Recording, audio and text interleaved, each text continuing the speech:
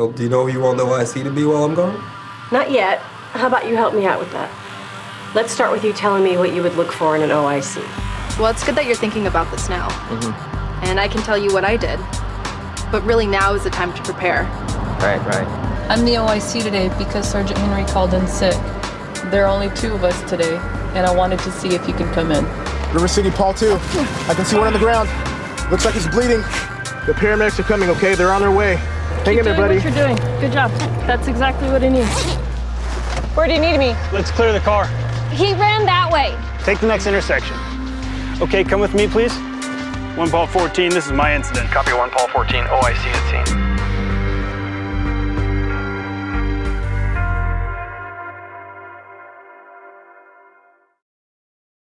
There are plenty of ways patrol officers find themselves in the position of officer in charge. Sometimes the OIC assignment comes at the completion of a formal selection process. Other times it happens spontaneously at the beginning of a shift or even during an incident. However it arises, officers need to become prepared for and make the best use of the opportunity when it presents itself. Hello, I'm Mark Bailey, and I'll be your host for this program. Our goal for this training is to help peace officers recognize the need to prepare to be an officer in charge, to understand what is expected of them in that role, and to identify the key characteristics that make up a successful OIC. While this training is geared toward the line-level officer, management and supervisors will find the information helpful as agencies, always looking for more good leaders, can gain some insight into creating an environment that encourages the development of leadership skills. The main segments in this training include who is in charge, expectations, basic knowledge, skills, and attributes, preparation, leadership, communication and relationship building, and some final thoughts from our subject matter experts.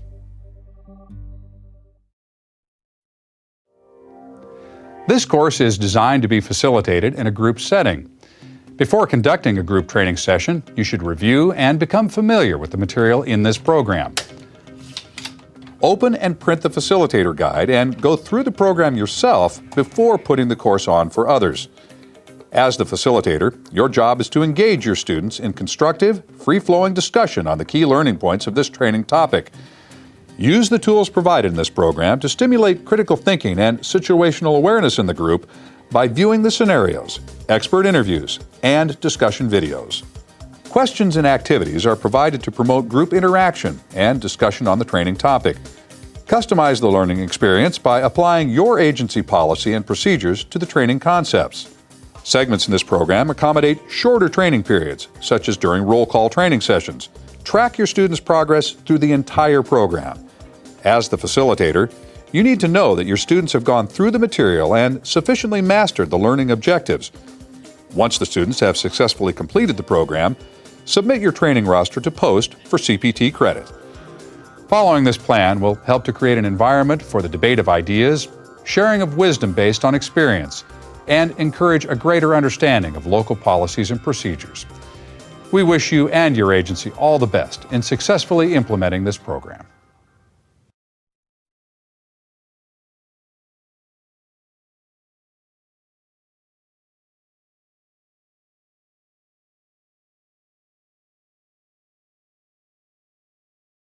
This course is designed to be facilitated in a group setting. However, when that is not possible, here are some instructions for getting the most out of this training program so that you may receive continuing professional training or CPT credit. Obtain permission from your agency trainer or supervisor to view the course for training credit, and let them know you will be viewing the program. This will give them some time to review the course themselves and be prepared to discuss it with you later on. Open and print the student study guide so that you can take notes and fill out responses to the questions and activities. Think about how the training concepts presented apply to your agency policy and procedures. You may view the scenarios, expert interviews, and discussion videos several times to assist you in providing responses. Keep track of your progress as you complete the segments in this course. When you have finished the entire program, inform the trainer that you would like to review the course with them. Send them your completed student study guide prior to meetings so that they have had a chance to review your responses. Scheduling a face-to-face meeting with your trainer is the best way to review your work on the course. If this is not possible, arrange a phone call meeting. But in either case, allow time to review and discuss your responses. Your supervisor or trainer may require additional work or feedback from you before giving CPT credit. They may want to evaluate your understanding of how the training points relate to your agency policy, for instance. It is their discretion in determining whether you have adequately completed the course. Following these instructions will give you the best opportunity not only to receive CPT credit, but to grasp the training concepts, benefit from the experience of others, and apply the training and experience to your local policy and procedures. We wish you and your agency all the best in successfully completing this course.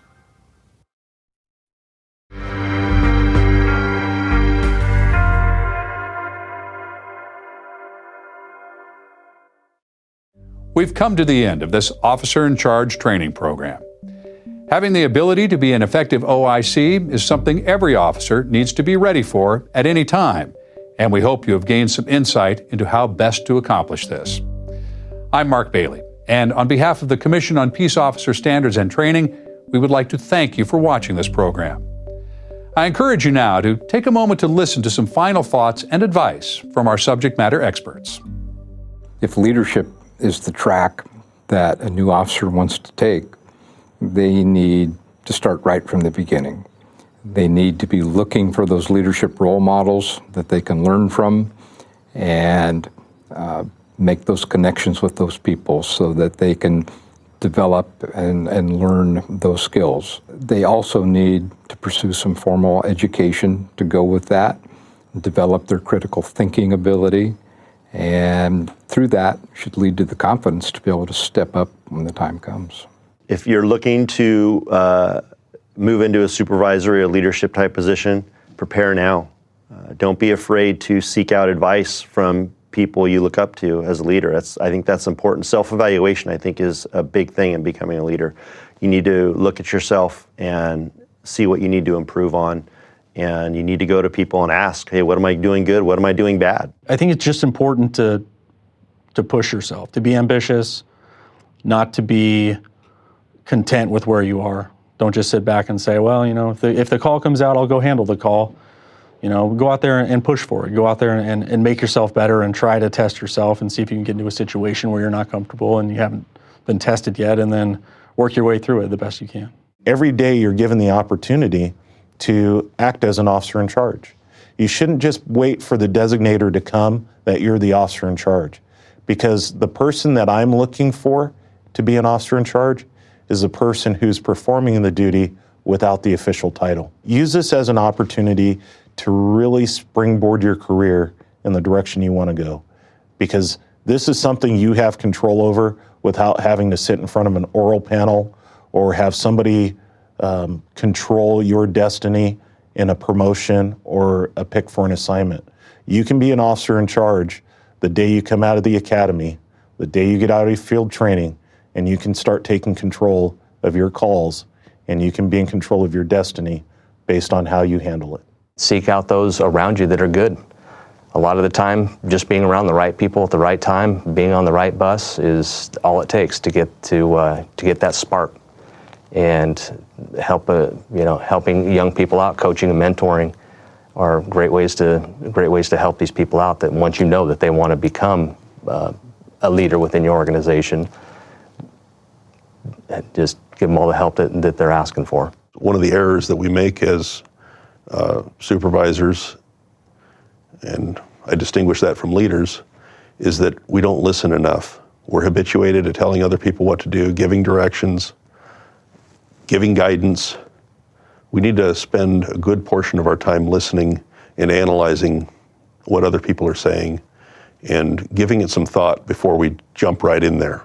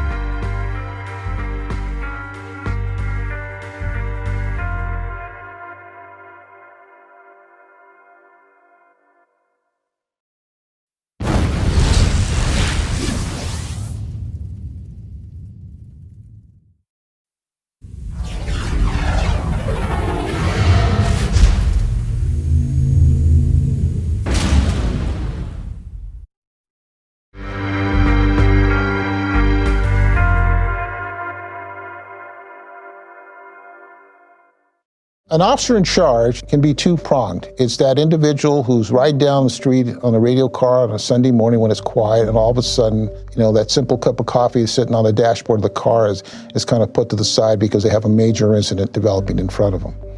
The other one is that officer who's just been called into the watch commander's office and they've been told, you've been selected to do the following.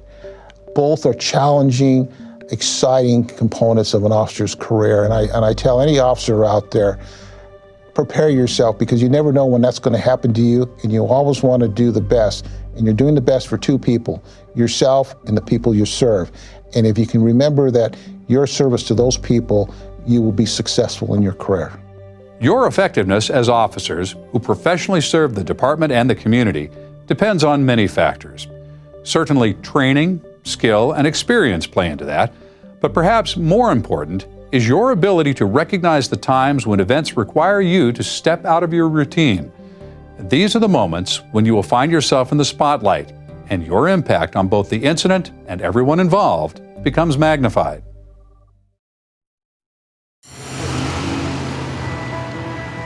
Update on the 211. Suspect vehicle was a Honda Accord, 4-door gray, last seen westbound from the location.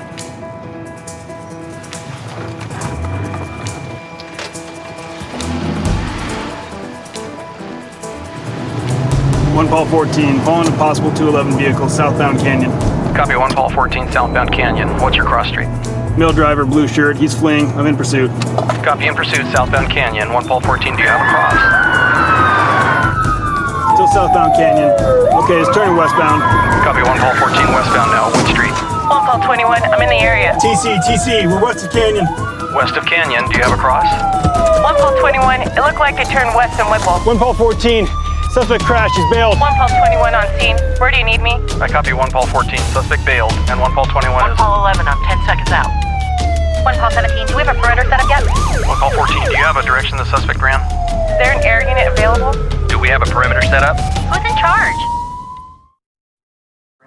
Is there an air unit available? Do we have a perimeter set up? Who's in charge? All right. What's one of the first things that we can do to establish that you're in charge of the scene? Well, the first thing I think would be to make sure you have your location correctly.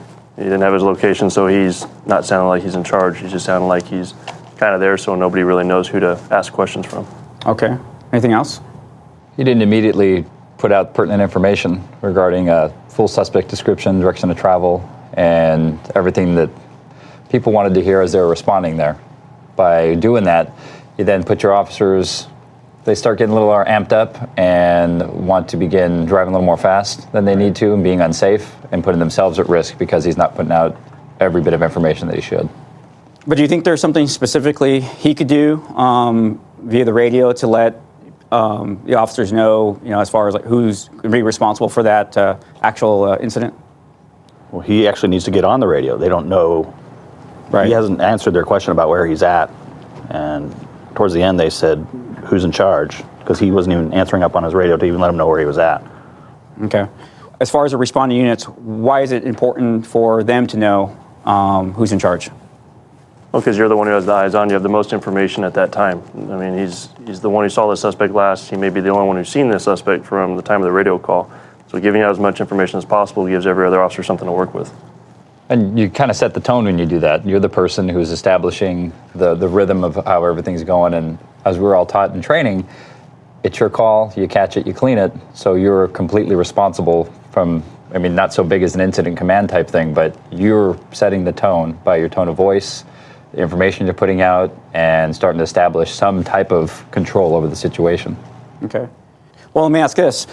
What information would you guys want? You're the responding units. You're his partners. What information are you guys looking for? I want to know where he's at. We don't know a cross street.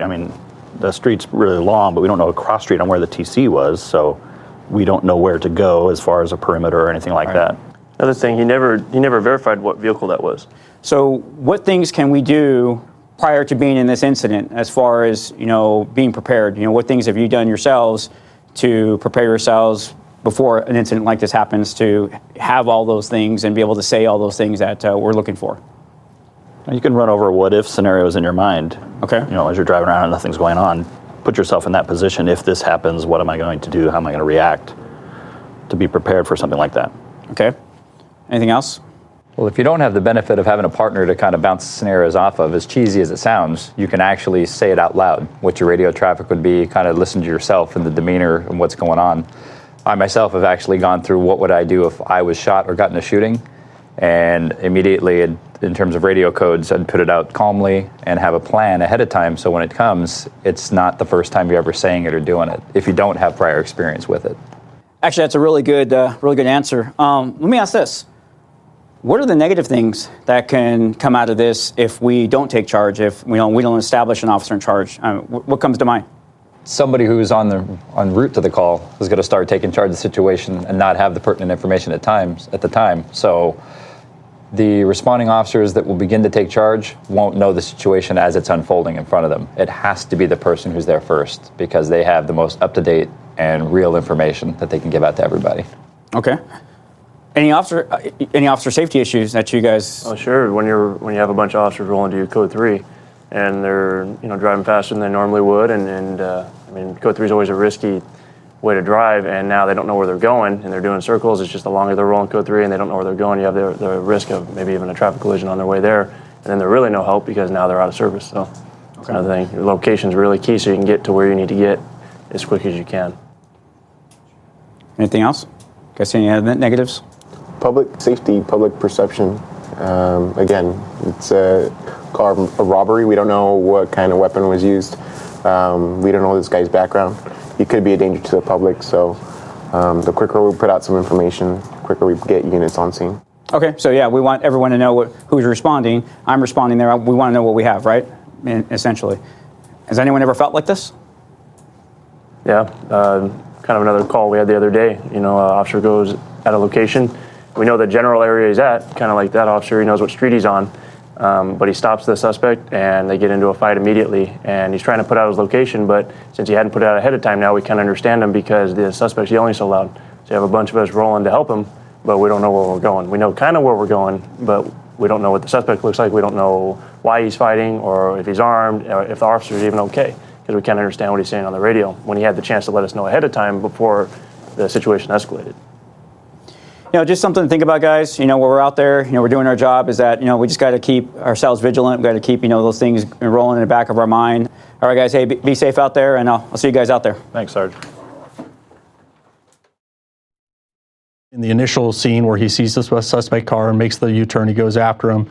He was so locked in and so focused on that chase that was his sole focus, and he lost all of his other tactics. There's one officer chasing another vehicle, and then the vehicle crashes. Who else might be in the vehicle? There's a lot of questions I know going through his head, and I felt that it sort of caught him by surprise. When you find a situation that you're really not sure how to handle, you fall back in your training because you know how to do it. Sometimes you have to pull your head back into the game and remember what we're supposed to do and how it's supposed to be done. Officers find themselves in the position of being placed in charge when they're not expecting to be in charge all the time. It happens every day to almost every officer. They receive a call and they have to handle it. In the first moments of a critical incident, the first person on scene and the actions that they take can determine the outcome of that incident. Sometimes there's not time to wait for a supervisor to get there. Sometimes things need to be handled immediately, and it's your job as the first officer there or the officer that's assigned to the call to actually take charge and handle it until you're relieved by somebody else. Until you're relieved by a senior officer or a supervisor who says they want to take charge or who is better at handling the call, it's your call. When the officer kind of appeared to freeze up and was overwhelmed, you saw other people trying to fill that vacuum. Officers by nature typically are type A, and they want somebody to be in charge, and if nobody's doing it, then they're going to initiate it. It doesn't always happen where an officer steps in and takes control when they need to. Sometimes they don't have self-confidence, sometimes they've not experienced it before, and that's when you see other people stepping in and trying to do it for them. And that's when you see a little bit of chaos on the radio. We practice pursuit breathing during pursuits. If you're not able to breathe, be calm, be clear, be concise on the radio, it tends to add more to the chaos that already exists. It's confusion, it's chaos. No one knows where to go or what to do, and officers responding may wind up trying to take charge and they don't know what's going on. Well, with chaos, you have to resolve it, and if you don't resolve chaos or the confusion, nothing's going to get done. It's a little unsettling to the public when they see chaos when we should be bringing calm to chaos. Your partners are not going to respond. You're not going to be able to help the public. The bad guy's going to get away. There's a lot of things that are going to end up getting missed if we don't pull our head back into the game, resolve the confusion, relying on training to get that stuff done. It's your call. If you're there, you know what to do, you know how to handle it, you take control of it. A supervisor doesn't need to take control of it. You're a cop. Step up, take charge, and handle the call appropriately. Take a deep breath, take a step back, realize where you are and what you need, and that nothing else is going to get done until you start calling the shots and you start making the decisions. By taking charge or admitting that you're the guy responsible or the gal responsible for an incident, you can start directing people and you can start resolving the situation before it gets out of hand or before it goes bad. Identify maybe with dispatch or incoming units that you are the officer that is responsible for what is going on and that you will be directing resources. You've taken command, that's the most important thing, and now you're going to start directing resources and as you request them. So if you're requesting additional units from your own agency or you have units from other agencies responding, you need to direct them and tell them where to go, what they're going to do, and what to expect, and how to get there. You know, is it red lights and siren, or do you need them to get there quickly but safely? The one in charge has to be specific and clear and concise and giving direction so the responding units know exactly what's needed or what they need to do or where to respond to. You are directing things. You are in charge. So they're looking to you for leadership. They're looking for you for tasks, information. Everything that needs to complete their jobs is your responsibility as that first responder, as that officer in charge, to say, hey, I'm in charge. This is what I need. This is what I need you to do, and I need you to do this when I tell you to do it. And it's not being arrogant. It's not being bossy. It's being in charge and pulling together the team for the greater good. And the greater good is to serving the people we swore to protect.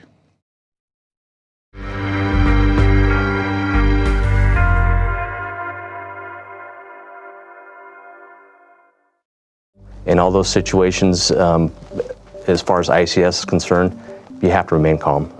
That's key to anything that needs to get done. Knowing your people is key in keeping that communication open with them so that they know that they can rely on you when they are stressed. You can be that calm in the storm that they look for.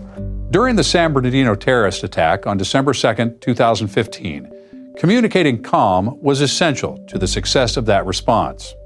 That's what I did during the IRC. You could hear the stress in the officer's voice on the radio. You could hear the chaos going on around. It was a conscious decision on my part that I had to help bring calm to chaos. I had to slow things down on the radio, talk a little clearer, think about what I was going to say before I said it, so that it started to have a calming effect on the radio traffic that was going on. And that's what's really important for the officers to take away out of this is you have to be that calming voice. If you're going to be in charge, they're going to be looking to you as a leader. You have to be able to be in control. When that perfect storm of a critical incident places you in the position of OIC, everyone will be looking to you. There is no doubt that this is an enormous responsibility, but it is also a great opportunity for you to excel in the job that your agency and community expects of you. Successfully leading in these types of incidents creates better outcomes for your community, your agency, and for you, while also opening new pathways for the future of your career.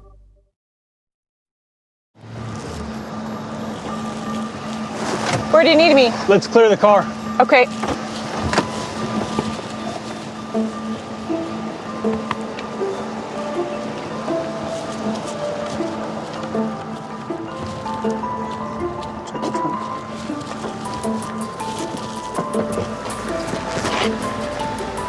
Clear. He ran that way. Okay, hang on right there for me, please. Take the next intersection. Okay, come with me, please.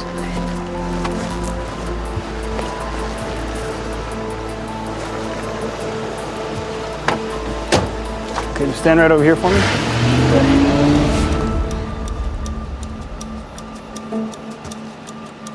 One Paul 14, this is my incident.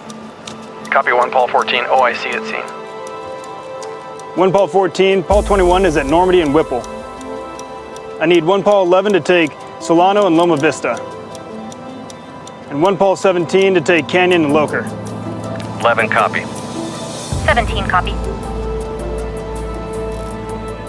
Come here. What was he wearing? I think he was wearing a blue shirt, blue jeans, and a baseball cap. Okay. 1 Paul 14, suspect is a male white, wearing a blue shirt, blue jeans, and a baseball cap. Last seen running through 13623 Whipple. 1 Paul 14, 10-4. Male white, blue shirt, blue jeans, baseball hat. Last seen running southbound through 13623 Whipple. 1 Paul 14, check with River County for an air unit and K9. Have the next available unit roll to my location. 1 Paul 14, copy. Checking on K9 and air and no other units available. Copy. Please notify the watch commander. Copy. Please notify the watch commander.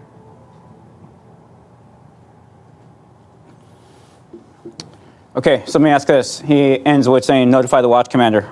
I'm the watch commander. What kind of information do I want? Well, first we want to know what kind of crime we have. What are we searching for, and is this something we're going to want to keep a perimeter on and call in other units from another agency, or is this something we're going to do a quick search and break it down if we don't find the suspect? Okay. What do you think about using his cell phone, or using the cell phone to set up his perimeter? That's great. I've done that a couple times myself. Sometimes you do have a quick brain freeze, or depending the area you're at, may not be an area you're way too familiar with, so it's a great idea to open up any type of Maps app and set up a good perimeter. Okay, yeah, that was excellent. He started telling everybody exactly where to go, that type of stuff. Once he establishes that he's the officer in charge, what are some of the good things that are going to come out of that, as far as establishing that? Documentation. Eventually he's going to have to write the paper.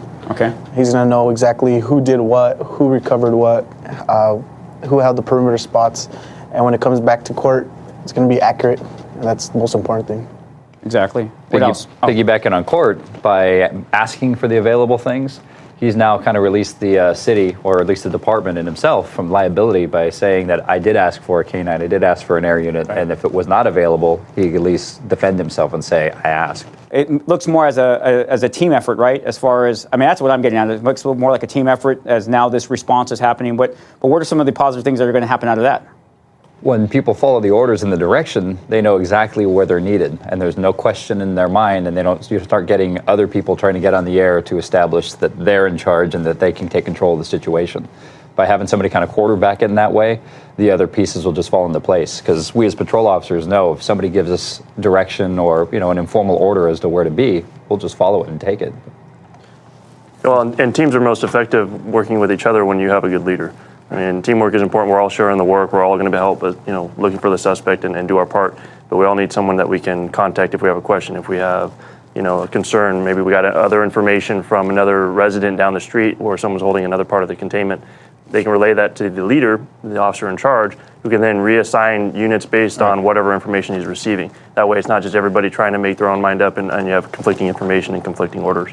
He needs to be able to maintain his radio traffic to continually put out more information, because the dead air just causes those who are on perimeter to start to wonder what's going on, and then they could start to try to do their own thing without knowing what's going on. And we also have to remember, just as a team, it could be anybody in this room, whether we have 2 years or 15 years on the job, you are that person there. We talked about this a couple briefings ago, and I said that we're kind of sometimes bad at it because, fire departments, they do it all the time. But by him establishing a command post and getting people to his location and that type of stuff, what do we call that? That's the ICS, Incident Command System. Exactly. It really helps everybody come to a hub to get their marching orders, to be able to know what their role is, what they're needed for, and also lets the officer and/or when the supervisor arrives knows what resources are available to them so they can start distributing them accordingly. Yeah. As a responding officer, it's also important that you stick to your assignment. Everybody wants to chase the bad guy. Everybody wants to be on the search team, but your perimeter spot is just as important. And if you're not true to your assignment, you're really hurting the investigation altogether.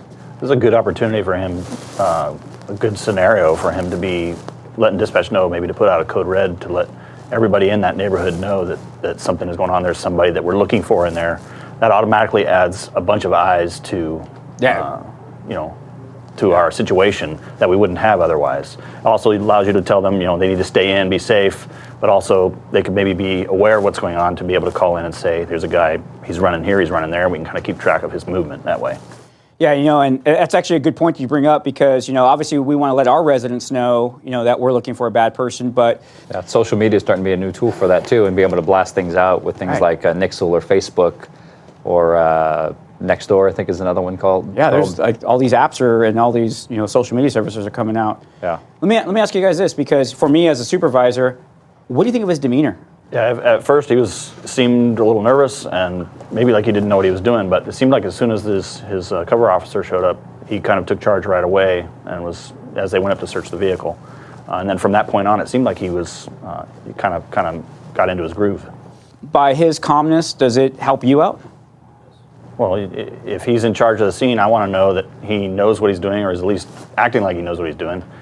Because otherwise you'll have guys who might want to take over if it feels like he doesn't know what he's doing. They're not going to be feeling safe or secure in following his orders. I think the calmness is really important. I mean, a lot of times the supervisors are listening to the radio if we're chasing people, and we sound, we're screaming on the radio, we're all amped up, and it affects our ability to make sound judgment. So I'm sure a supervisor is going to be much more likely to shut things down or at least put them on standby until they get there, and it delays us and our ability to catch someone because we have to also think liability. If an officer doesn't seem like he's in control of a situation or what he's doing, we're going to have to shut it down and regroup. So the ability to stay calm allows us to keep proceeding with what we have at that time. And I'd just like to add add to that is that to me it makes us accountable to each other. I mean, what you're saying, and that's what I like, because that's what it's all about. We're being accountable to each other. We have each other's back. So that's really what this is all about. So making sure. All right, man. See you guys out there. Let's have a good one. Once the officer appeared to gather his wits, he started thinking about what needed to be done, and he started taking those actions. And we could see that he quickly made use of the backup officer and then deployed her to another location, and then got on the radio and started to position his perimeter officers using his cell phone as a map.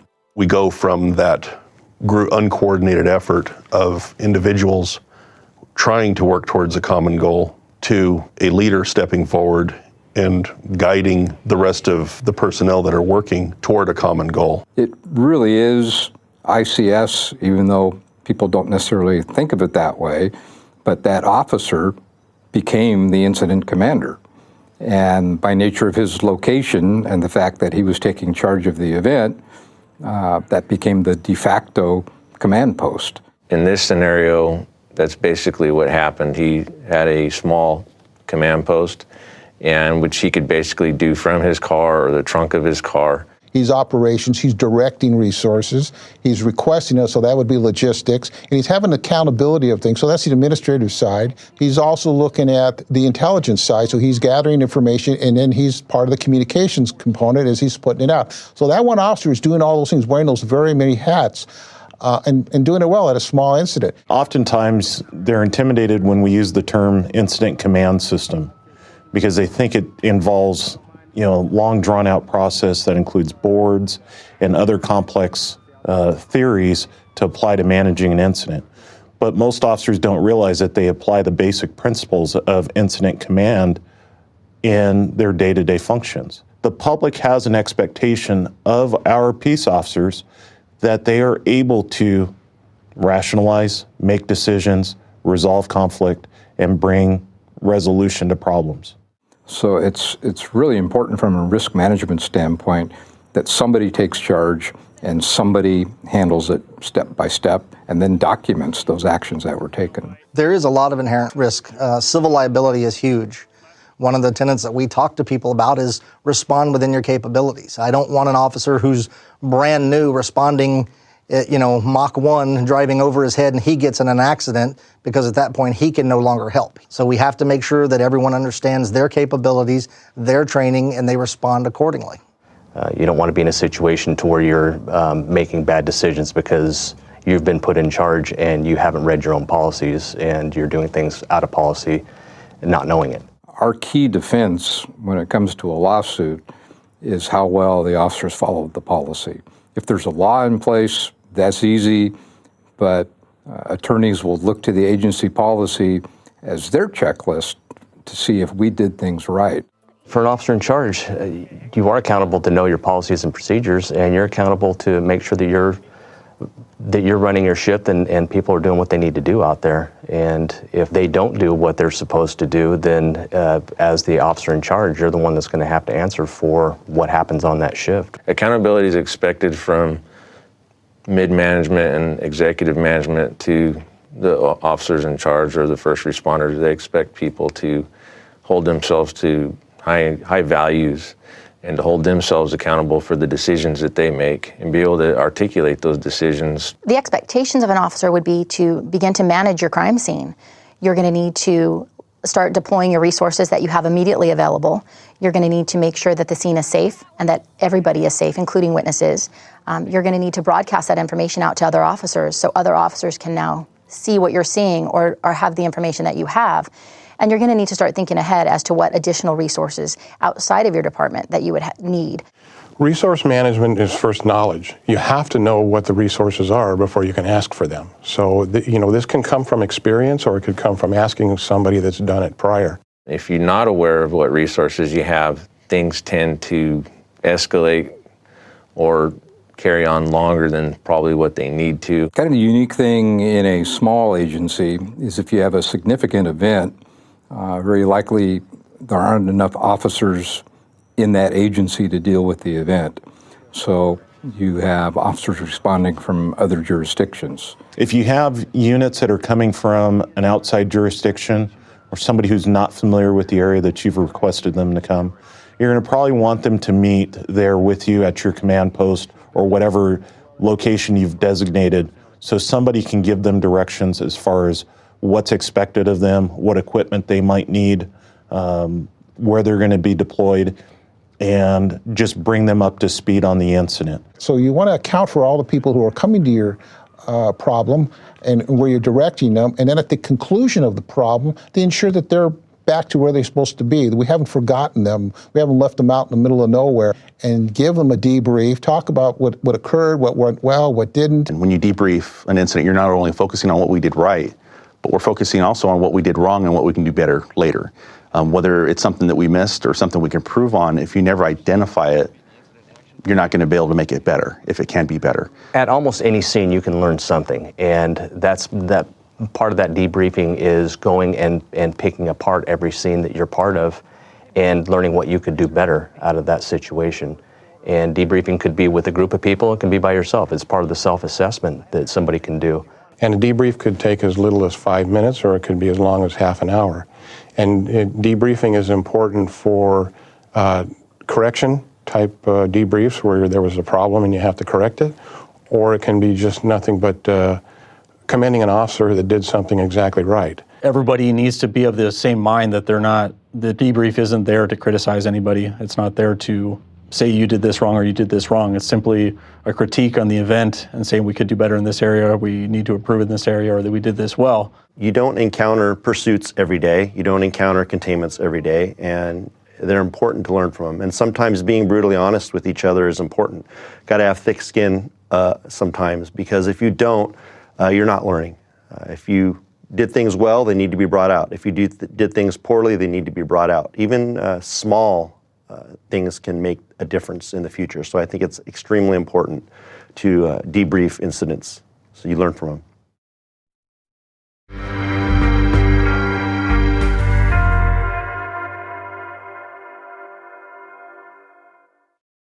One of the analogies I like to use is you have some officers who have 20 years on the job, and you have some officers who have done 1 year 20 times. And by that I mean, they go out and they sit at the same spots to write their tickets. They do nothing but handle their calls. They don't step out of their comfort zone. They're not willing to lead. They're willing to follow as long as you don't ask any more of them. We have guys on right now that have 25 years on that they would never be an OIC. They would never make a good OIC because they've never put themselves out there. You have guys that have, like me, maybe 10 years on, and probably far more qualified to do the spot. Coming out of the academy, there is an assumption that officers have a similar level of basic skills and knowledge required to do the job. As the job progresses into a career, We make choices with regard to how we develop and make our goals for advancement known to supervisors. If leadership is the pathway you choose, then you need to understand what management is looking for in its future leaders. Hey, LT, you realize I'm out next week, right? Yeah, I know. I remember proving that. All right. Well, do you know who you want the OIC to be while I'm gone? Not yet. How about you help me out with that? Sure. We have 4 possibilities. Yeah, you know my team. I do, but you know them better. Let's start with you telling me what you would look for in an OIC. Other than being exactly like me. I want somebody who's confident, with a command presence. Okay. So what do you think is the most important skill this person needs to have? Without a doubt, decision making. This person needs to be a good decision maker, and that comes with practical experience. It's hard to beat real experience on the street. Absolutely. What else can you think of that they need to be able to do? They need to be able to get along well with both their peers and subordinates. But it's more than that. It's not just being friends. It has to be somebody who's well respected. Now tell me about your team and give me your thoughts. Well, we have Green. He knows his stuff. He's been here for a while, never really stepped forward and put himself out there. Any idea why? Not proactive enough, maybe? I can't say, but you can count on him showing up every day and doing his job. It's a little lacking with beat integrity, though. Good to know. Who's next? Then there's Simmons. She's a little bit younger, late 20s. She's already got 5 years on. She handles her beat. She's tactically sound, and she's all over her caseload. Very important. Yes. What else? She's pretty up on using newer technologies like social media to help with her job. She's always trying to get better, and she's willing to invest in herself to make that happen. This is impressive. I've noticed that too. Ready to move on to the next? Yeah, then we have Brown. He's around Stevens' age. A little bit newer to the squad. He's only got 2 on, but he's a hard worker, and he gets along with everyone on the squad. Do you know what he did before he came here? Yeah, he's got a college degree and he was a teacher for a few years. He's a little inexperienced, admittedly, but he's ambitious. Okay, so that leaves us with... Church. You know the guy, old school, been here longer than anybody. I honestly do not think he'd be interested. Maybe not, but how do you know? He has a ton of experience. However, does the bare minimum required. I just feel like at this point, he's just coasting. Okay, so if I made you acting LT, who would you pick?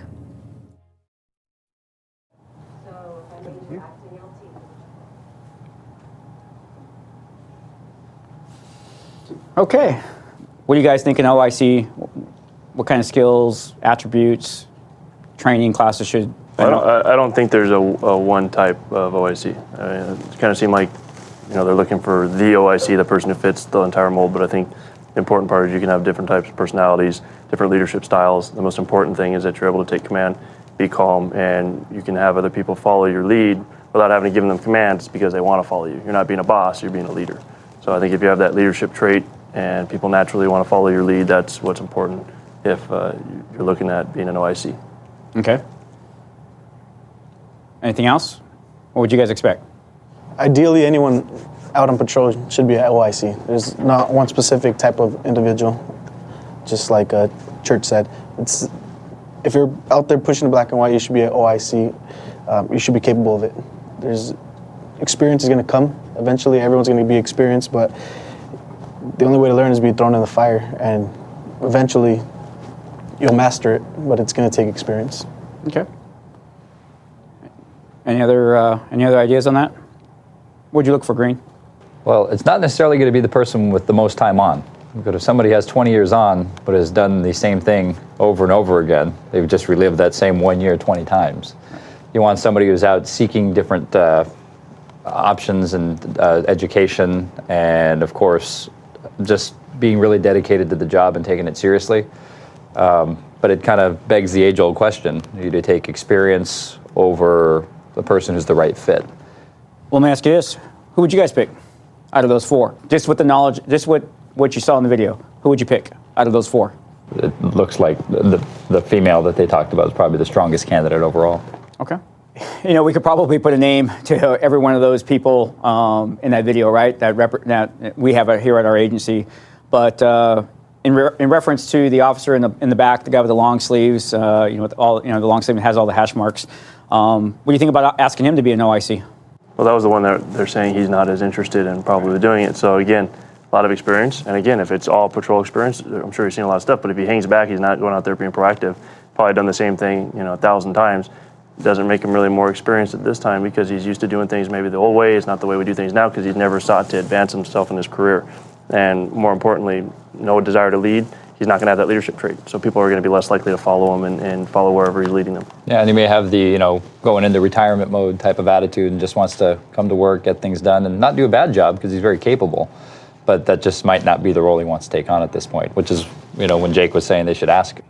Sometimes we get an idea of somebody based on how they do things. They've been here a long time and think maybe they wouldn't be interested, but I think it is valuable to go and ask him because maybe he's just tired of doing the same thing over and over again. If he's given something new, maybe that'll be the spark he needs to move forward in his career and be more excited about the job again. I mean, it's pretty much going to be your career, so you better, take note. Mm-hmm. I'm just kidding, guys. All right, guys, you be safe out there. Have a good one. All right.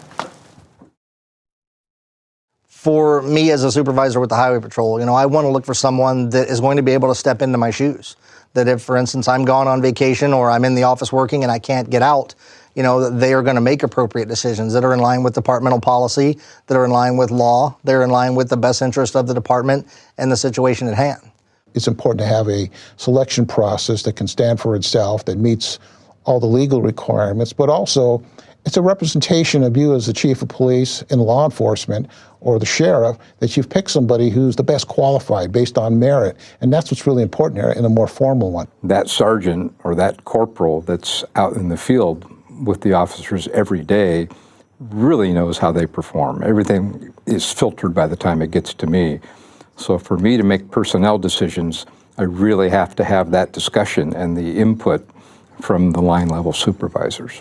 Obviously, the sergeant's going to know the individual traits and strong points and weak points of his individual officers, and the lieutenant should know that to some degree, but I think being able to really flesh those things out in a meeting like that and be able to say, well, you have this 20-year guy, why is he not getting the spot? He's perfectly capable of doing it. And then being able to really talk it down to say, well, these are the traits that we're looking for in an OIC. I'm looking for somebody who's driven, who's a self-motivator, somebody who takes time to try to mentor other officers in the organization. So they got to have the basic skills, some experience, understanding of the mission, department policy, the rules and regulations, and a little bit about leadership and management. You don't have to be an expert in one particular area, but you have to know a little bit about all of the facets of law enforcement. I want someone that's going to be honest with themselves and with the line staff in providing direction. I'm looking for somebody who can not only recognize what the problem is in front of them, but they can kind of see the end result of what they want, but they're also going to have to be able to adjust on the fly without becoming rattled. When things happen, you need to be able to adapt. What happens initially might be something rather simple, a foot pursuit or a vehicle pursuit that ends. Well, when you arrive, you're dealing with one type of incident, but then that can quickly evolve into a different type of incident. Situational leadership is just that. It's based upon situations that you're put in, and most situations in an OIC is really going to have to shine is the high stress, low frequency situations that basically you're put in a situation that you have to make decisions now. We end up with our adrenaline up, we've just been in a pursuit. We need a leader there to coordinate the efforts at the scene. Someone who is focused on the whole problem, not just getting the guy out of the car. Someone who has really good situational awareness, is aware of what's going on around them, and makes a decision based on that, knows how to utilize their resources, and continues to evaluate a situation and make good decisions based on the situation that's unfolding. When we've identified someone who might be a good officer in charge or a supervisor in the future, we'll bring them and have them be an officer in charge for the day. And by that I mean is I'll still be working that day, but I'll have dispatch run all of the calls through them, and they'll make decisions with me shadowing them so that I can make sure that they're being guided in the right way. The officer in charge, one of the things we're going to expect them to do is to make decisions and hopefully make good decisions. We actually make decisions every day without even realizing, and that comes from our experiences. But what I want to look for in an officer in charge is someone who can make the hard decisions. It's easy to make the easy ones. It's more difficult to make the correct decision whenever you think it might have an adverse effect on someone. Is this the right decision to make because it's the right thing to do? Or is it the right decision to make because I think it's the right decision? Really bring common sense in a lot of what we're dealing with in law enforcement, more likely you're going to be okay. In most decisions, except for an instant tactical situation in the field, you've got time to consult people and you've got time to go out for your resources if you know the resources exist. You can utilize the resources that you have on your team. There will be other people that you're working with that have greater expertise in certain areas that you don't have. It's about doing the best with what you have at the time. You can have all the job knowledge in the world and you can be a good decision maker, but if you can't communicate that in an effective way, then you're going to be ineffective as a leader. Officers selected to be OICs need to be aware of some of the common perils associated with their new assignment. As soon as somebody is singled out as a leader, they tend to get, it's just me, in a very lonely position. You think you have to do it all yourself, and you don't. You're not alone. Any type of leadership, and even the subordinates in their day-to-day activities in the field, they're not alone, and they're never alone. It takes supervision to tell people that so they don't assume that they are alone when they're put in that position. So definitely resources, and you don't have to worry about just your knowledge. You can use the collective knowledge of the World Wide Web, department policy, your partner, the supervisors, really everything is, you have to know that there's more out there than just you. You have your partners available to help you with whatever's needed. Sometimes they just need you to ask for a little bit of help, and then they'll respond by sharing their expertise with you. Recognizing your limitations will allow you to actually bring in help and get not only training, a positive result, it's going to get you a lot of other things, realizing you're not in it by yourself. The fact is, I don't know everything, and I'm willing to ask for help. I don't take it as a sign of weakness. I take it as a sign of strength, that I know my limitations. I am willing to ask anyone for help. It's more important that I get the right answer than that I be right.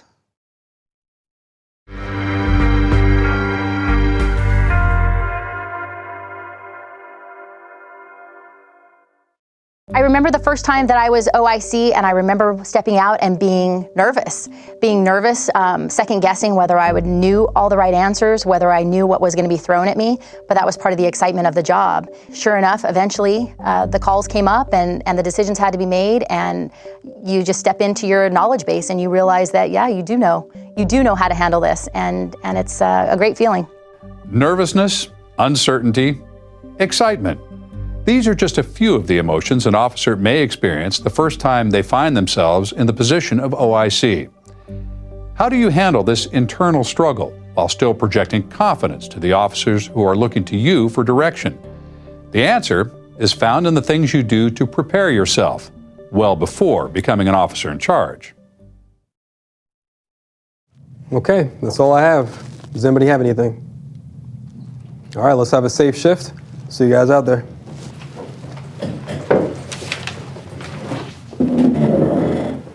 Hey, congratulations on OIC. Thanks. Anything I can do to support you, let me know. Wow. Thank you. Can we meet up later? I'd like to pick your brain about the OIC spot. Sure. Get a hold of me.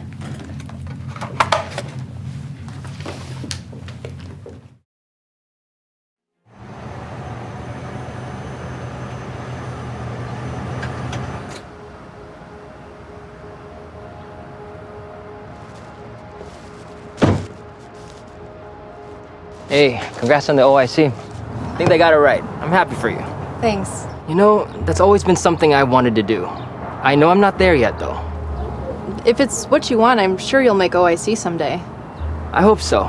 What do you think I should do? Well, it's good that you're thinking about this now. And I can tell you what I did. But really now is the time to prepare. Right. I took some special training and I went back to school. And that's what really strengthened my confidence. Yeah. But you can't beat the experience that comes with patrol. Yeah, but I go to every call I can. True, but you can also push yourself a little each day.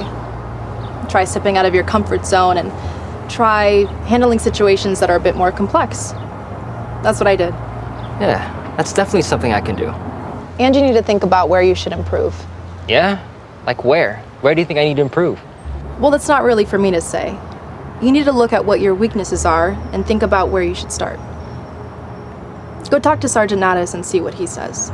Okay, I can do that. Thanks. Go talk to Sergeant Nadas and see what he says. I can do that. Thanks. I thought he was gonna back into that poll like you did the other day. Hey. Yeah, thanks for the paperwork. You're welcome. So, what do you guys think about some of the ways that you can prepare to be an OIC? I think going to a diverse amount of calls, not just a repetitive amount of the same type of call. Right. You have to go to different things. You can't just always go and handle, domestic violence and expect that you can be able to handle anything, or property crimes, or you got to be able to do everything. You got to be able to do proactive work. You have to be able to do calls that maybe you haven't handled a whole lot before, but as an OIC, it might be something you have to encounter and then somewhat manage. And you always have team members there to help guide you along, but you need to at least have your feet wet on pretty much a little bit of everything. Okay. Anything else? If I was OIC, I would appreciate the comment from the senior officer. Unless he was being sarcastic, but it seemed to me that he was trying to encourage her and let her know that he's available for her if in that position if she needs to get something from his experience. He's not still trying to hold himself up over her or anything like that. He's being supportive in that role. Do you think that's important? Very important. It's obvious that he's the informal leader of the group with the seniority, with the experience that he has, that she can draw upon it. He's actually almost giving her his blessing in a sense, that it's okay that she got it even though he's senior and he's there for her. Yeah. It's important. Yeah. What other things do you think that you can do to prepare? Let's just say you guys are going to be going to OIC school very, very soon. What kind of things that you think you should be doing between now and then? Continuous education, training, broaden, as much as your training as possible. We have a lot of diminishing skills, and just staying on top of your game and being able to interact with different individuals in different settings. It's gonna help you out a lot as an OIC. I think it's beneficial to find somebody that you respect on the department who's in a leadership role, and maybe ask them questions, follow what they're doing, kind of pattern yourself after them maybe, as sort of a mentor. Yeah. That could be helpful to your future as an OIC. Yeah, and even if you go to calls now with that in mind, hey, if I were to be an OIC, how would I handle this? By kind of assuming the role, then it's going to be easier to kind of step into it once you're there. It's important to maintain those channels of communication too with the other officers. Just because you have this title as OIC, you're not going to know how to do everything. You're not going to remember how to do everything. And if you keep those channels open with, the older officers or even, sergeants and stuff like that, it's going to help you out. Yeah. Well, what do you guys think about the interaction? It's kind of like a legit kind of conversation, because the guy, obviously, he wants to be an OIC. Seems like he's pretty aggressive, but it also seems like he's kind of new. He's still new to the show. So what do you guys think about that? Well, it seemed like he was sort of doing what I was just talking about a little bit ago. And he went right away to talk to her and ask her about what she did, maybe as sort of a mentor to himself. And then she was able to give him feedback as well. It seems like she's confident, but she doesn't seem arrogant. Yeah. Those two things shouldn't go together. And when you speak about what was the cool part that she actually kind of like flipped it on him when he asked the question, hey, well, where are my weaknesses? I think it was something like that, right? Exactly, yeah. Well, she didn't want to go there. Exactly. It sounded like she knew of some weaknesses, but she didn't want to go there with it. Part of that too is also, I think, to become a leader, you have to realize what your strengths are and your weaknesses are. Yeah. If you have someone there feeding it to you and always telling you what you need to know, you're never going to develop on your own. You're always going to be relying on somebody else. So by her challenging him to look at himself and figure out what he's good at, what he's not so good at, that's already developing him right there just through that process. Yeah, and that actually, I like the interaction as well, because she told him what worked for her. And I think she put it best. you got to ask these questions today. You don't want to ask later on when the memo comes asking for the interest memos to be, an OIC or whatever other position you may want. You guys want to, decide today and start prepping today. So yeah, part of the preparations is you pretty much made it hard for the command staff to say no. By having gone to school, by putting herself through the training and carrying herself in that way, it wasn't a surprise that she got it. Yeah. It was almost an obvious choice, and I think for any of us, if that's the kind of position we want to be in, we need to kind of follow the model. Without mentioning any names, who would you guys seek out as a mentor and why?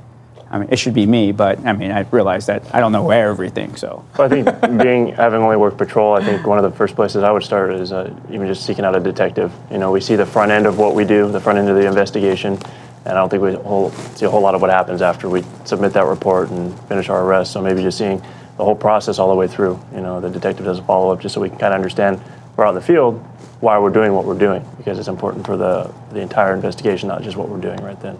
Just, try to do that self-assessment. You guys know I'm always here for you, so. All right, guys, well, that's all we have for today, so see you guys out there. Be safe.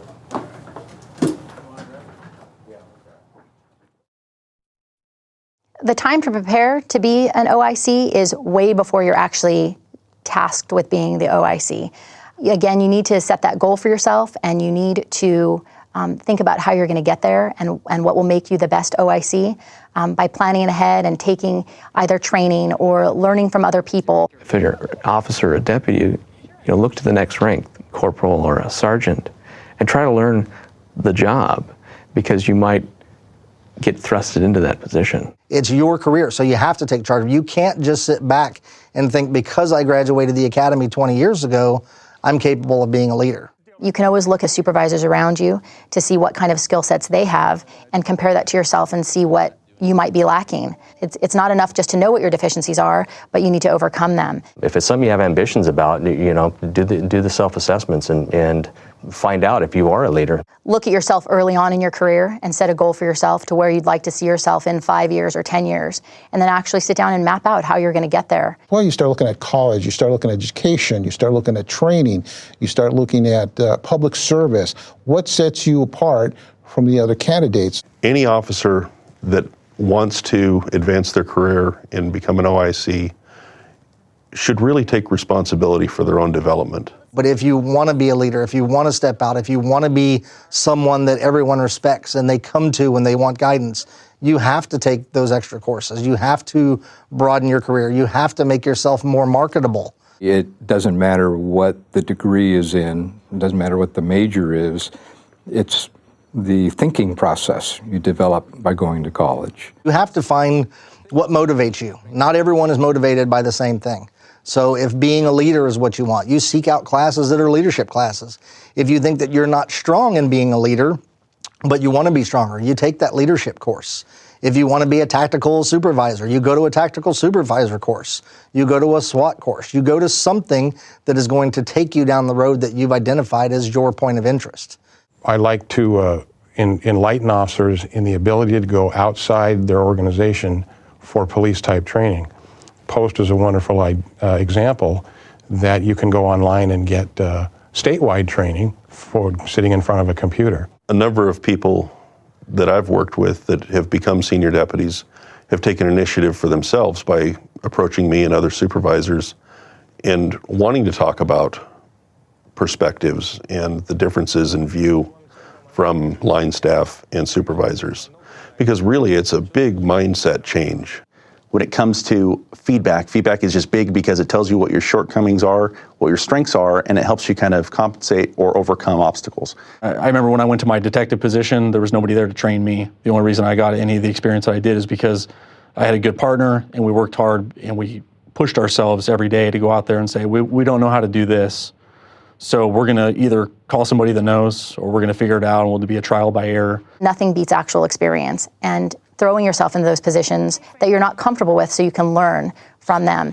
It's better to do them while you have somebody that can help you than to be thrown into it and you be the one that everybody's turning to. So if you're driving around and there's nothing going on, you should always be playing the what if game in your head. What if a call of a robbery comes out right now? What if I see someone running out of a liquor store with a gun in his hand? What am I going to do? It's really kind of the role play that we do when there's not a heck of a whole lot going on, or when everything's going on. It's always keeping your brain going, programming yourself to respond to things that just might happen out of the blue or not happen ever at all. When you find yourself at a call, and maybe it's complex, to ask yourself, what would I do right now as a supervisor? And see what you come up with.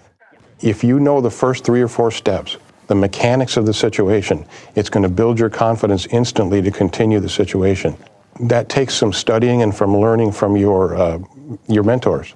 Go to your supervisors and let them know that you want to take on more leadership roles or take on bigger investigations.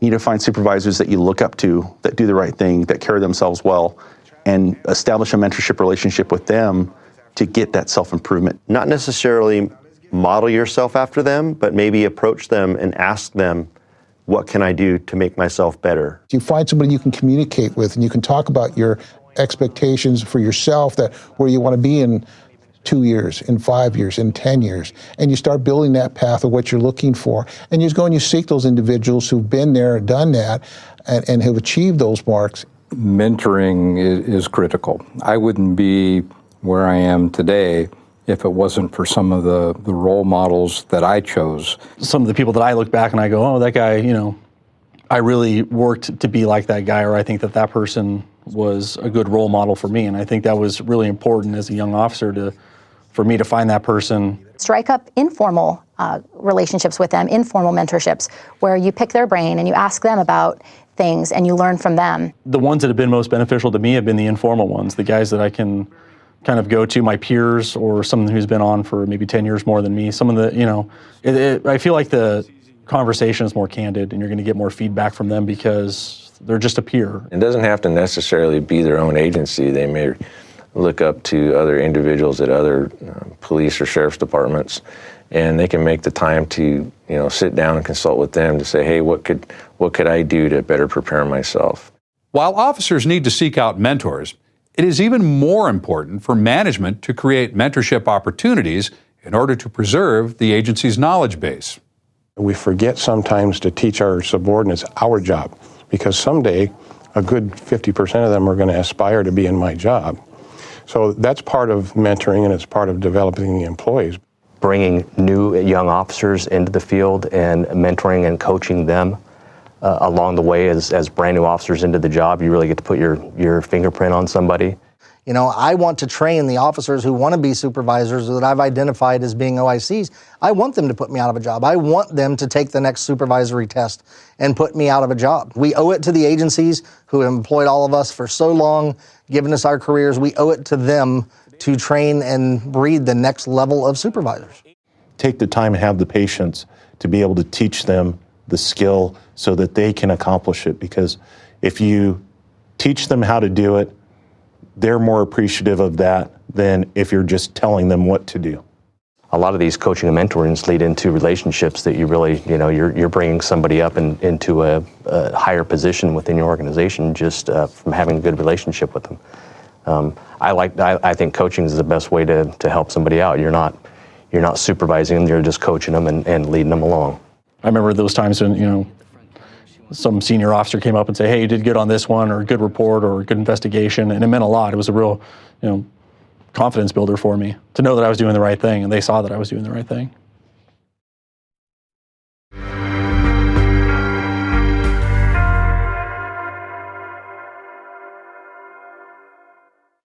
So often we talk about when a chief or a captain shows up on scene, everything goes in the trash basket. Because they want to lead, and that's not necessarily the case. Sometimes the best leaders and the best people to handle a situation are the guys who are there and doing a great job at it. We had a pursuit and a foot pursuit that I was one of the first officers on scene, started setting up the containment, and a lieutenant showed up, and he stood back. And I said, this is what I have, and he says, keep going, you're doing a great job, it's your scene. There's no reason for me to take control of this. And I was a canine handler at the time. So after the containment was set up and all the resources were there, he said, okay, I'll take over, go start your search. And it sticks to me to this day that, the lieutenant, I was a slick sleeve officer at the time, the lieutenant stood back and let me do everything. So that will stick to me, and it will be a leadership style that I will continue to use. Often, a person in position of authority feels the need to insert themselves into the decision-making process of the most critical tasks during an incident. There are times when this is needed, but there are also times when relying on the abilities of others will result in a better outcome and a stronger team. How does an OIC know when one approach is better than another? The answer lies within your ability to understand your team and the situation.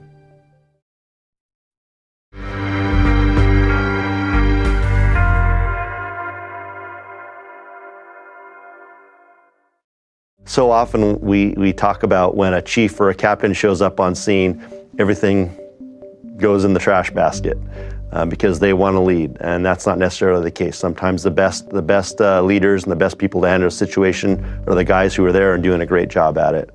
We had a pursuit and a foot pursuit that I was one of the first officers on scene, started setting up the containment, and a lieutenant showed up and he stood back. And I said, "This is what I have." And he says, "Keep going, you're doing a great job. It's your scene. There's no reason for me to take control of this." And I was a canine handler at the time. So after the containment was set up and all the resources were there, he said, "Okay, I'll take over, go start your search."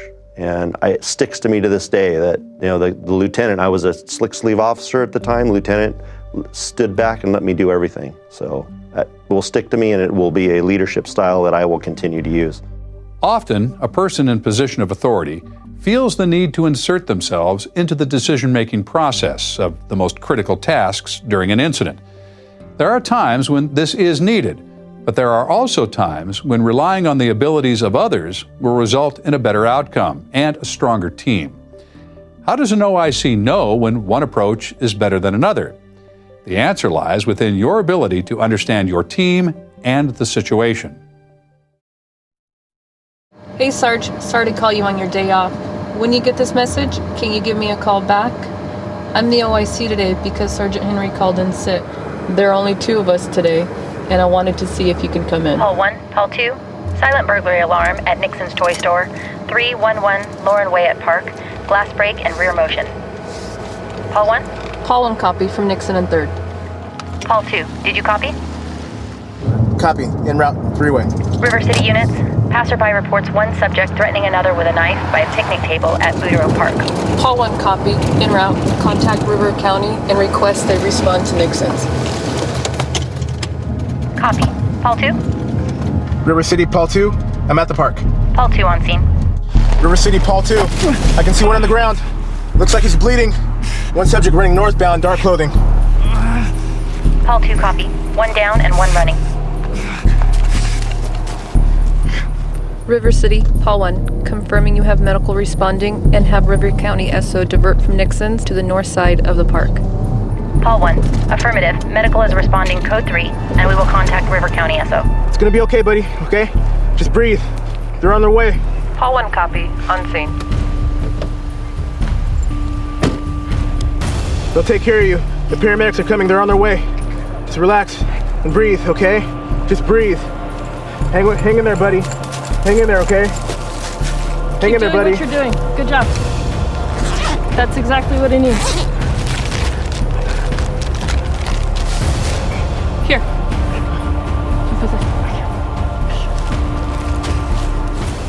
River City, Paul 1, stand by for additional request. Am I missing anything? Paul 1, go ahead. Paul 1, go ahead. Okay, if you guys were the OIC, what would you do to, basically demonstrate your leadership on that call?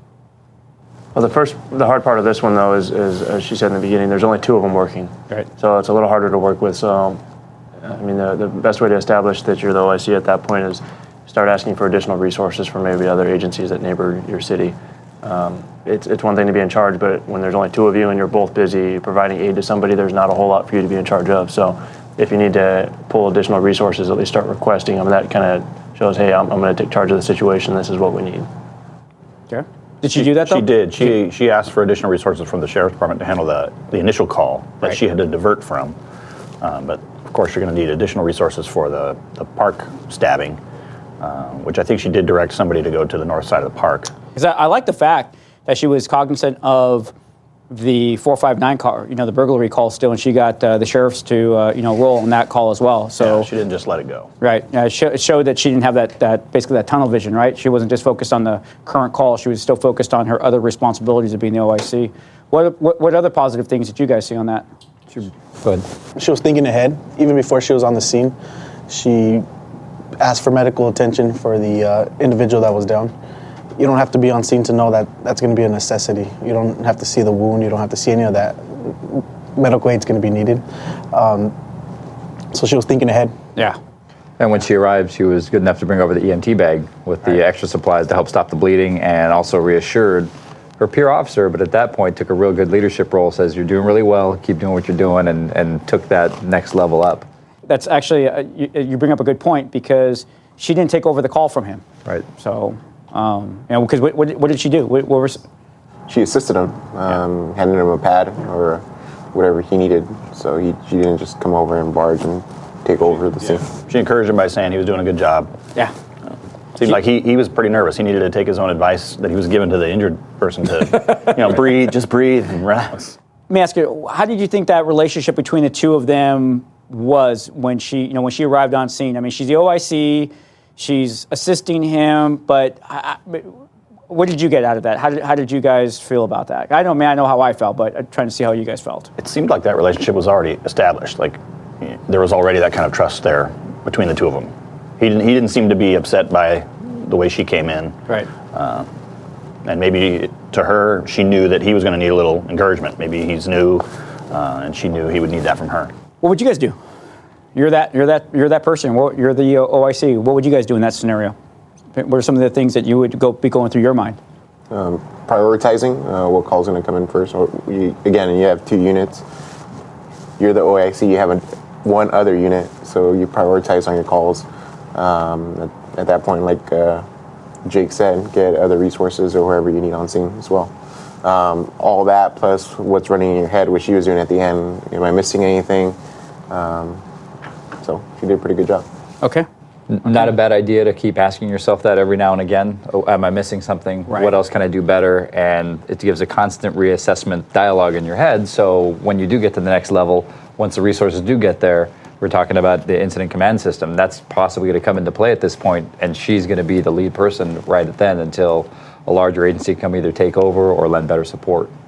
So if you guys are back at the station, you heard, just say you're getting ready, you're coming on your shift, because obviously they're down the 2 bodies, and you hear this stuff going on the radio. Kind of, how do you guys feel? You guys getting enough information from her to kind of know what's going on out of this incident? Well, you're getting the crime out there, that there's a stabbing, but again, I think we need to look at the bigger picture, and is that we still have a suspect at large, an armed suspect, and it's a crime that we have an officer witness happen. So we know that he has a knife, we know that he's willing to use it. So it's, what is our next step? Okay, our first step is we have our victim, we're trying to provide aid. Second step is going to be catching an armed suspect who's fled the scene and is possibly still dangerous. Yeah. So that's going to be the major one is, okay, next step is my additional resources, where am I going to send them?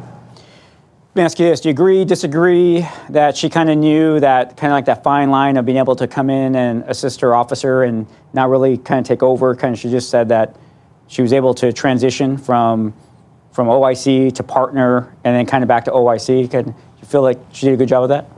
She maintained a working relationship with her partner. She didn't just take a supervisory role and kind of start barking orders. Right. She encouraged them.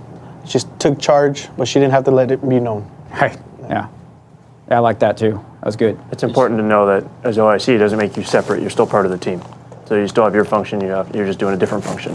Yeah. So you don't have to remove yourself from the situation. You have to be part of it. You just have to do your role. Yeah. And her demeanor and her really mellow yet take charge attitude translated and actually calmed her partner down, and in turn probably even the victim. Yeah, exactly. All right. You two, I need to see you in my office after briefing, okay? Again. All right, guys. Again, exactly. All right, guys, be safe out there. Thanks, Sarge. We have to do things we don't want to do all the time, whether it's evaluate an employee, tell someone that their loved one passed away. No matter what we're dealing with, we have to put that game face on. Empathy when appropriate, sympathy when needed, or just that strong character when required. Most of the people that we're dealing with in law enforcement, it's their worst day.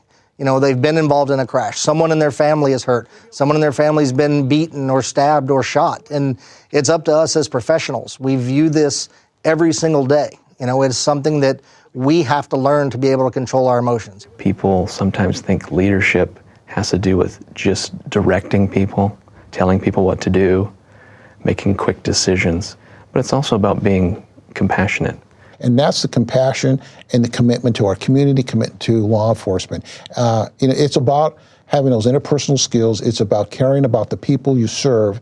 It's about pushing forward a feeling that there's somebody out there that cares.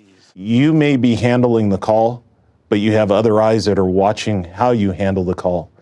And a difficult part in leadership is people will always remember how you responded to situations, and they will remind you constantly of that's not how you did it when you were in my shoes. I think if you have a confident leader who knows what they're doing, officers are going to be willing to follow them and do what they say. If you have someone who is kind of making wishy-washy decisions, or they're not stepping up on the radio or making confident decisions, officers are, I think, a little less willing and a little more questionable on maybe following their directions. Being confident and decisive in a stressful moment is not always easy. To help, there are many models you can look at that create a process for decision making. One of these is called the OODA loop. The OODA loop, was something that came about in Vietnam. It stands for you observe something, you orient on it, you decide what you're going to do, and then you take the appropriate action. That loop is constantly going. So once you observe someone in front of you and you orient on that person, you have to make a decision. Are they going to throw a punch, or does the victim need help? And he did. And so the officer acts on that. And then the officer needs to start that OODA loop over again. He needs to look around and observe, make sure no one else is coming to attack him, make sure there's no other victims. And when he did the quick assessment, he went back and focused on the person who was in front of him. And so that's a continual loop. You have to do that. It's a kind of a self-assessment of things that you need to do to make sure that you're in the right spot. It's important to be a people person. It's important to know your people, know what they're capable of, know what their limits are. That way you can encourage them when they need some encouragement, or pull them back when they need to be pulled back. If somebody is overwhelmed by events, it's important to kind of help them get back into what the mission of the event is. Hey, what's priority right now? What do we need to do? What's the next step? And just break that cycle so they can start thinking, and it will usually help set them back on the right path of making those critical decisions at that time. I think part of being a leader is teaching people how to lead on their own and empowering them to do that job. If you have a capable individual that can handle something and they're doing it well, you want to encourage them to keep doing that. That's part of being a leader, is molding the future officers to do their jobs. Probably one of the hardest things for me when I first became a sergeant was to be able to take a step back. I was used to doing and not just watching and guiding. I supervise, I provide direction, but also as a way to train my troops and empower them, I have to let them make decisions. Sometimes it may not be the most correct decision, but it's not a wrong decision. But I need to be there to support them. You can only wear so many hats to be successful. And if you want to be successful 100% of the time, you got to learn how to pass on some of that work in a proper manner. Challenge your fellow peers, delegate some of that work to them, and allow them to be the leaders that they can be. There is a lot of ability for people, other people to come in and help. And if we do ask for help, it makes things move a little bit smoother. And I think we need to really look at our resources and take that time to just take a second to make sure you're doing everything right, to ask yourself if you're forgetting anything. So it's important for you to take that step back, look around, see what's not being done, not just what's being done. What they do is so critical at that first moment or a couple of minutes at the cause. They've taken charge, they're delegating, requesting resources and delegating where they should go and what they should do. They've set the bar high and saying, this is the problem, these are the needs, this is how we're going to solve it. You need to be willing to face that anxiety to tell someone when their work isn't up to standard. And you also have to be clear about what that standard is, what that professional standard is, and what you're willing to accept. But it goes both ways. If I have expectations of a subordinate, I'll tell him what my expectations are. Then I want to hear from him what his expectations are of me as a supervisor. You have to earn the troops' respect. If I just sit in the office and I make my decision without going out and seeing what they've gotten, then they're less likely to ask me for my opinion on something. But if I'm out in the field and I'm showing them that I'm willing to help them, that I'm willing to make the decisions, that I'm in the field supporting them, not only are they going to respect me as a supervisor, but they're going to respect me for who I am. So respect works both ways. You know, I have the respect of the officers, and I feel that they have the respect of me. So that's very important that you don't demand respect and that you earn it.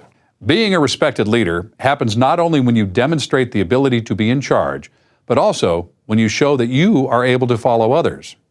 I think it's important if someone wants to be a good leader that they have to be a good subordinate. They have to be a good follower.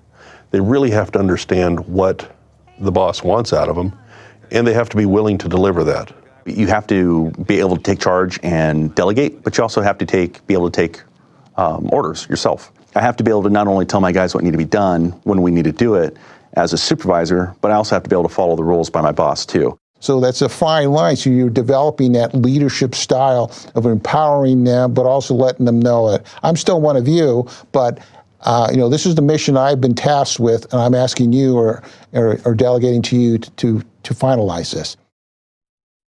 For the newer officer, it was his call. He did everything by the book, and now there's the professional satisfaction of going out there and making the arrest and following through with your case through the very end. Communication is the key. And you have to be able to keep an open mind. If you go in with a certain perspective, then you may miss some of the body language. You may miss some of the emotional cues coming from the person that you're talking to. So you have to truly actively listen to what they have to say and then be empathetic enough to respond to what they have to say. And that's a big thing about being a leader, is really understanding a situation before you take a position on it. Gathering that information from the people that you're working with. I think communication's everything. You got to give clear, concise orders. Your subordinates need to know what is expected of them. If you give orders that they're easy to understand, they're going to do the job right. I think we expect a lot more of our officers now, and we expect a lot more from our leaders in law enforcement now.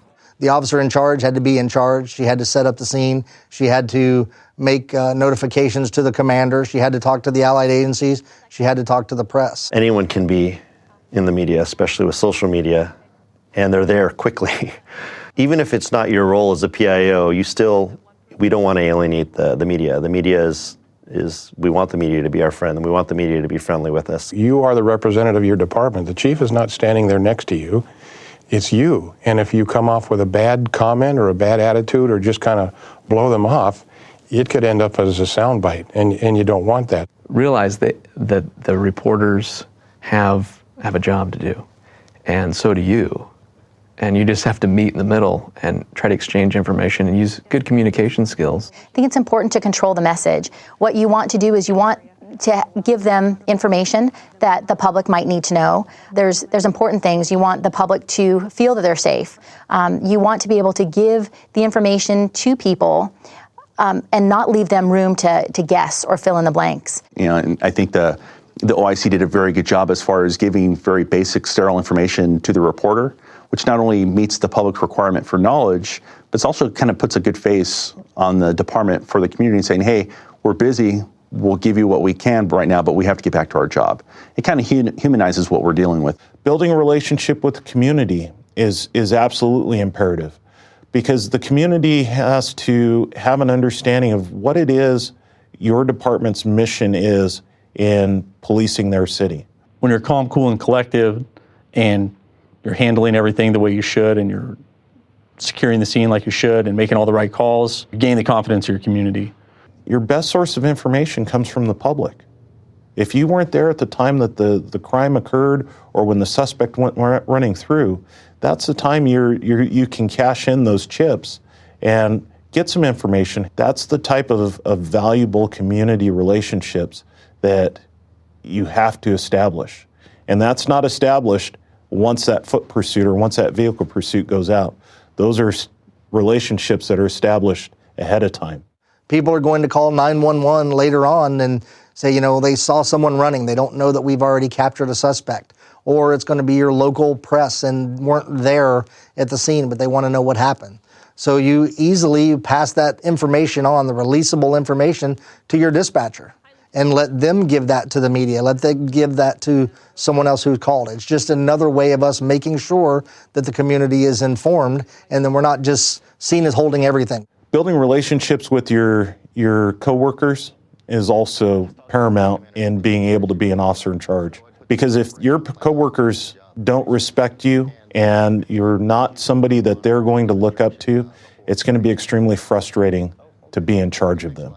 It's just the expectation is be fair, be understanding, be supportive, be a good partner, help to build them up, not just tear them down. And that's going to go a long way in building those relationships internally. You just got to use everyone's strengths to the best of their ability, because you can't do everything by yourself. And it kind of goes back to that you're not in it alone. You have other people to help you. And as a supervisor, delegating is big because you will never get anything done if you're doing everything by yourself. You need to be focused on what your own capabilities are and your credentials and expertise and how you can apply those. You also need to be aware of your peers and what their capabilities and expertise is. If you're aware of those things, you can choose how far you want to take an investigation before calling on other resources.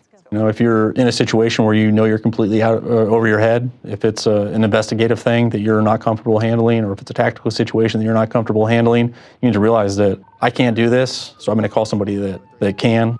When you start trying to do stuff well beyond your limitations is when things start falling apart. Some incidents are simply too complex for one agency, and that is when the relationships you have with adjoining agencies become so important. Those interagency operations run much smoother when a formalized agreement has been previously put in place. In some agencies you have memorandums of understanding with other agencies, and it outlines what the expectations from those other agencies will be during specific incidents. I know kind of the schedules of some of our surrounding agencies, and I know when they're going to have certain resources available and when we're going to have certain resources available. So you need to think these things through a little bit. Another detail that needs to be thought through: at what point during this incident do you need to make that call to your supervisor? The boss doesn't want to be surprised by something that happened on your watch when you could have let them know. The earlier the better, especially if it's a big deal. Once you make the call to the managers, you have to give them the most full and up-to-date information you have, so that when higher-ups start calling them, or when city managers or the local politicians start calling, that your commanders are able to give them the information they need. And it's a little bit of an art to figure out what a big deal is, but that comes back to understanding and having a good relationship with the boss so you can really understand what they want to know and when they want to know it. Okay, I will. All right, thanks.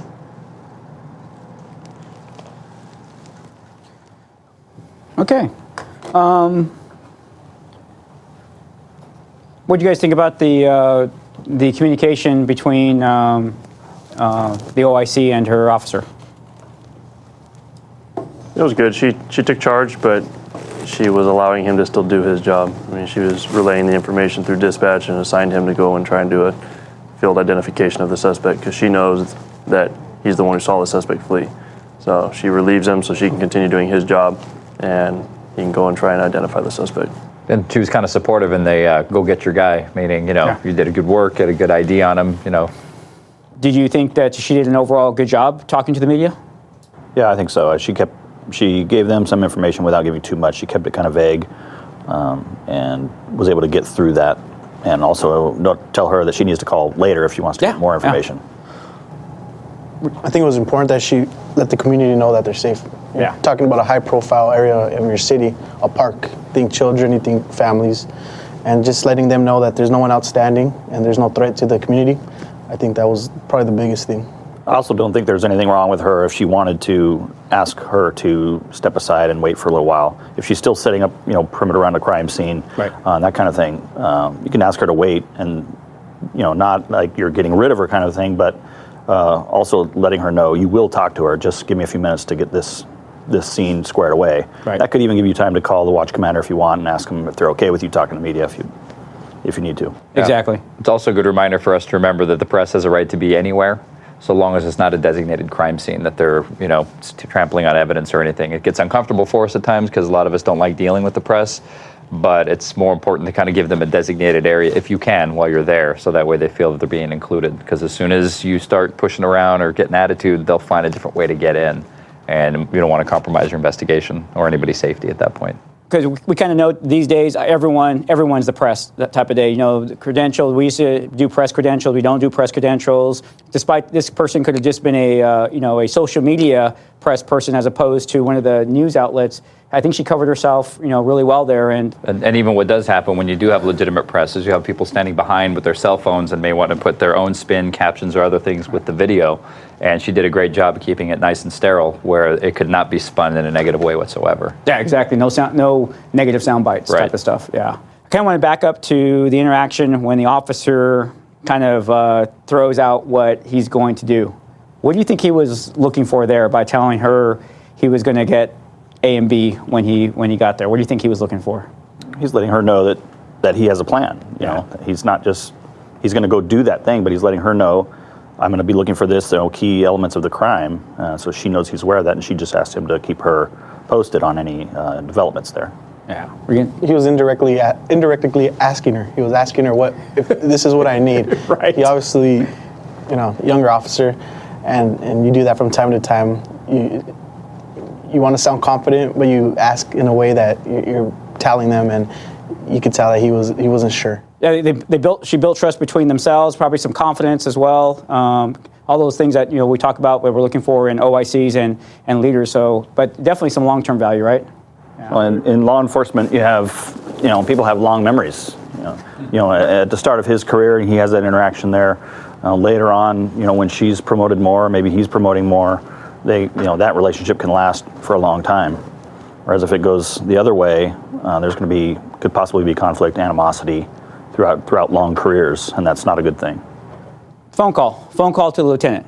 Why was it so important for her, I guess, to wait until then to make the phone call to the lieutenant? Well, she's the OIC. I don't think the purpose of the OIC is to have two people being in charge and the OIC still getting every direction from somebody else. The purpose of the watch commander is to supervise. The OIC is there to make the on-scene decision. She's making all the on-scene decisions, and she's advising him of her decisions and asking for any input when it's appropriate. So she made the important decisions that need to be made right away, and he was able to provide his input and probably inform whoever else is next on the chain, the captain, chief, whoever needs to be informed of what's going on. So yeah, she has to do her priorities first and then inform him second. Yeah, and on top of that, if you give too much information at the beginning, a lot of questions are going to be left unanswered, and now she's going to have her cell phone going at the same time as the radio traffic and handling the scene at hand. Yeah. By it getting to a point that'll show not only is she capable and competent, but we'll have almost every question that any lieutenant or watch commander type would be asking while you're out there. Yeah, that's actually what I was going for, is that she had all the information for the WC. So yeah that's important. Anything else? You guys good? Yeah, lots of good learning points. Now I have a surprise. Remember those burglaries in the North End we've been getting hit with? I'm actually going against my better judgment. I'm going to let you two guys actually double up finally. All right, guys, be safe out there. Thanks, Sergeant.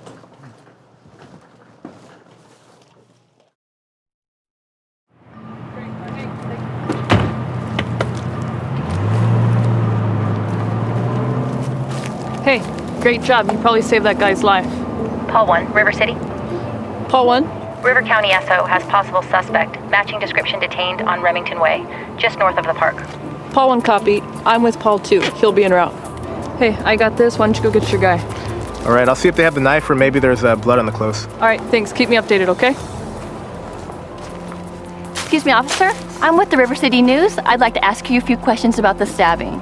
how many people were stabbed, and is the suspect at large? At this time, the information that we have currently is that one person who was transported to the hospital does have a stab wound, and an additional person has been detained. Do you have any other suspects? Do you know the motive for the stabbing? This is an ongoing investigation. Currently, we do not have any other information. Once we have more information, we'll provide it to you. Is there anything we should know? Is the community still in danger? Currently, this is an ongoing investigation, and the community is not in danger.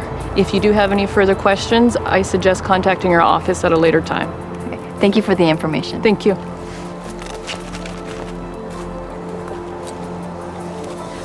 Hi, Lieutenant. This is Ellsworth.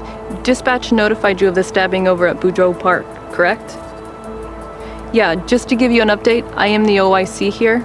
The victim was transported to the county ER, and we do have one person detained. Okay, I will. All right, thanks.